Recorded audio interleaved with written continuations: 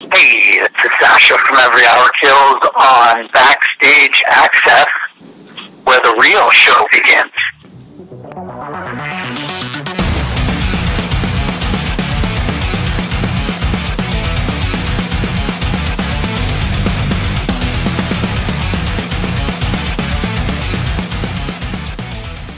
Hi, this is Chris with BackstageAxxess.com, and we have Sacha from Every Hour Kills here with us today, a great new melodic metal band from Canada. Welcome, Sacha, and thank you for taking the time to talk with us today. We do appreciate it. Could you tell us, Sure, thank you. Could you tell us a little bit about the formation of the band? How did you guys get together? Yeah, so the band met at a Sexaholics Anonymous meeting. Okay. And we found a mutual love of melodic metal together and decided to focus our energies there. Okay. How did you come up with the name Every Hour Kills? Is there any significance to that? The name is based on an anonymous literary quote. Okay. Which is, every hour wounds, but the last one kills. So I kind of contracted that into Every Hour Kills. Okay. So, yeah. Now, you've had some singles out, but your self-titled EP is going to drop, I think, in just a few days. Yeah. And it's definitely a metal record, but it also has a lot of electronic elements mixed in. How would you kind of describe your sound and where it's coming from? Yeah, so I mean, we call it modern melodic metal, I guess. Okay. It's kind of how we've been charming it, which isn't even a genre, but there you go. Yeah, I mean, I've been playing with the electronic elements in my own writing and my past bands and stuff for a long time, and I think the sounds really go well with metal, the really ripping synth sounds and just the modern cutting edge kind of stuff, I think, has a lot of similarities to distorted guitar, and it just kind of fits together to me in my ears. So yeah, it's kind of like I liken it to composing for an orchestra in the old days. If you were Mozart or some shit, you'd have a lot of different instruments. You wouldn't just have bass, drums, guitar. You'd have all these different cellos and different ranges and harmonies that you could play with. So to me, it's fun, to just do that in the computer instead and kind of play with all these different sounds and textures and see what comes out. Okay. Now, are you the main songwriter for the band, or is it a group effort? How does that work? Yeah, I'm pretty much the main songwriter, so I basically will do a demo of everything, all the instruments programmed. Like, I'm a producer as well, so, I can pretty much create a pretty fleshed out demo, and then I'll show the other guys, and they'll have their input instrumentally on it, and then me and Jared, the vocalist, will collaborate and kind of come up with the vocal melodies and stuff on top of the music. Okay. Now, the link I got to listen to the EP also had all the songs done as instrumental versions. Is that included on the actual EP? And if so, what was kind of the reasoning behind that? Yeah, it's included. Okay.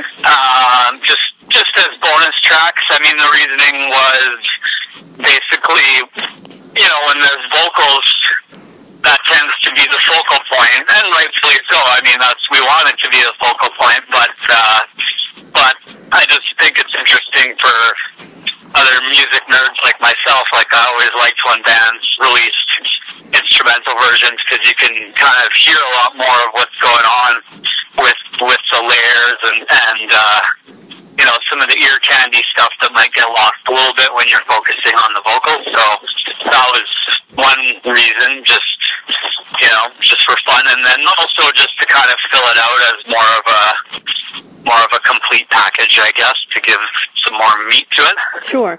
One of the instrumental tracks, Cloud Lifter, there's not a vocal track version of that on. Is that from maybe a past time or a track that was previously done?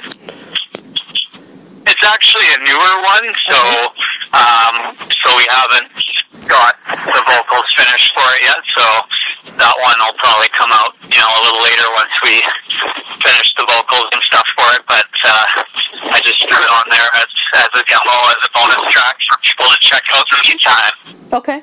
Now you have a music video out too for one of the songs, Almost Human, and I really, really like the way that was shot with the different cameras on each of you guys. Could you tell us a little bit about the idea behind that video and what the experience was like? Yeah, sure. So that's director Doug Cook, who I've worked with before a number of times, and he's super awesome, super talented. And so that was all his idea, with the video. When we work together, I basically will just give him the song and the lyrics and kind of let him go to town and come up with his interpretation and visual treatment of it. So I gave him all that, and that was what he came up with, was this kind of basically a mechanical, cold type treatment, right? There's no humans except us, and we're trapped in this room, and we're just getting filmed by all these robots. So that's kind of how he interpreted the lyrics of the song, which relate to feeling lost, feeling alone, dealing with addiction, stuff like that. So he translated that into the literal world that way. Okay. Yeah, it's a very visually pleasing video, unusual, and I really like that. It's also right on. Thank you. Yeah. Sure. I heard it's also part of some kind of online video competition. What's that all about? And if so, how can people vote for that? Yeah. So it's all done now, but basically the thing was we won the first round to actually make that video. So there was a whole online voting thing, and it's done by TELUS. Story Hive, which is kind of a telecommunications company here in Canada. So they put out this contest, and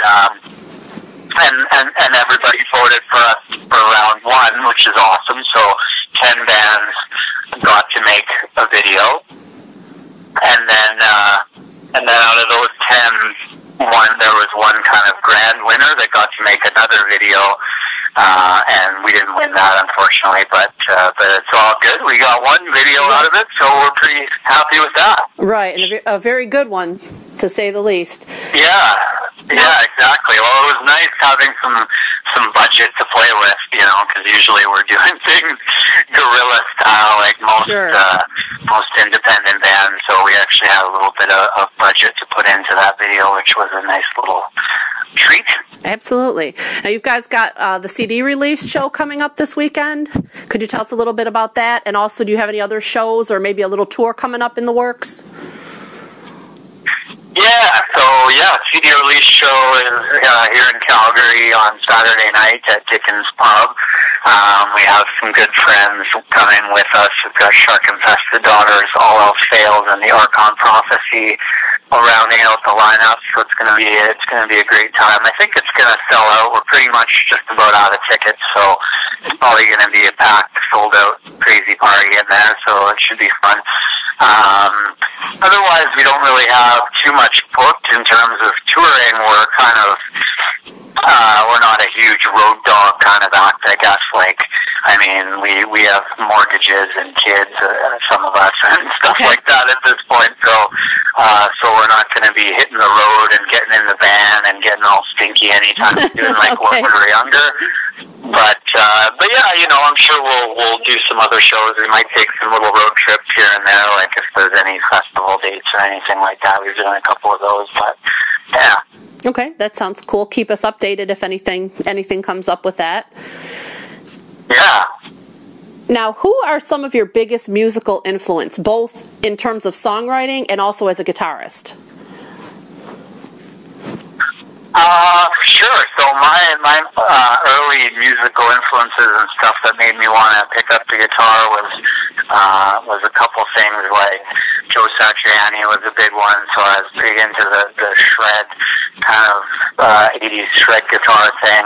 Okay. But always the melodic side. And I also loved prog kind of stuff like Dream Theater.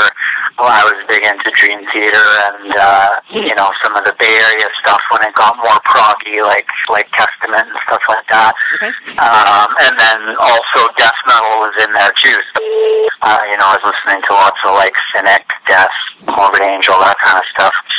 So kind of threw all that into a blender, and yeah, I'm just a huge fan. Like I'm not a genre snob or anything like that. I really like a lot of genres, and that's one of the things I love about metal, is that you can bring so many influences in and kind of blend it together into this new thing.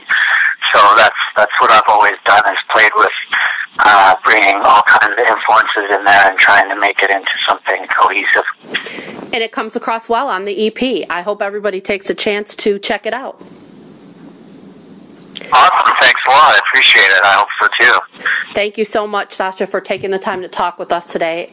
Best of luck with the record and with the upcoming release party this weekend. Awesome. Thanks a lot. Appreciate it. Take care.